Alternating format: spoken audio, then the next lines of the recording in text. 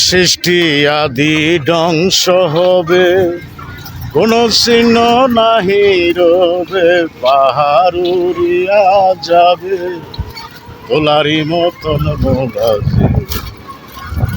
বলব কি বাহান মৌলাজি, বলব কি বাহান। সৃষ্টি আদি ধ্বংস হবে, পাহাড় উড়িয়া যাবে তোলারি মতন, আসমান ভেঙ্গে কারখান হয়ে পড়বে কিয়ামতের দিন। সেদিন শুধু থাকবে মসজিদ। মসজিদ বলবে যে আমার মুসল্লিরা নিয়ে আমরা যাবো দুনিয়া থেকে, তার আগে যাব না। কোন মুসল্লি নেবে?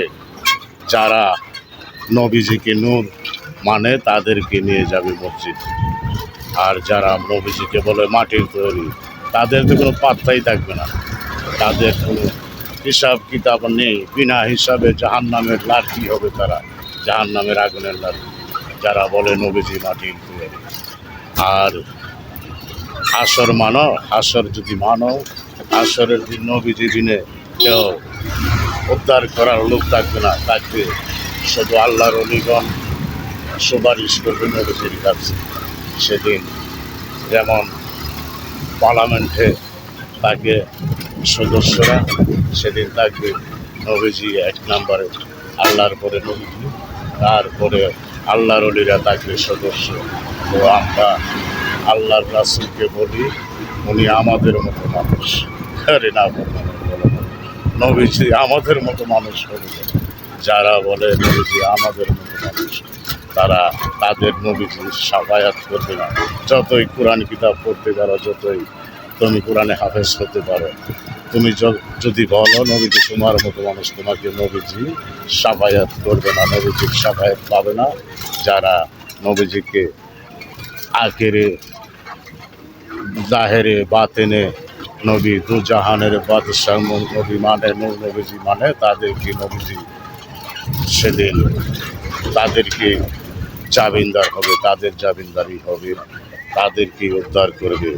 তার না হলে যারা বলে নবীজি আমাদের মতো মানুষ, তাদেরকে নবীজি উদ্ধার করবে না। তারা হাহাকার করে মরবে, নবীজির শাফায়াত তাদের নসিবে হবে না। তারা নবীজিকে বলে তাদের মতো মানুষ। আরে নাফরমানের দলগর নবীজি সৃষ্টি না হলে পিছিয়ে সৃষ্টি করতো না। নবীজি আউয়ালে আখেরে নবী, জাহেরে বাতেনে নবী। তোমরা শুধু মানো জাহেরে নবী, আউয়ালে আখেরে বাতেনে মানো না। শুধু জাহারে মাইনায় বলো নবীজি মাটির উপর, তাই না?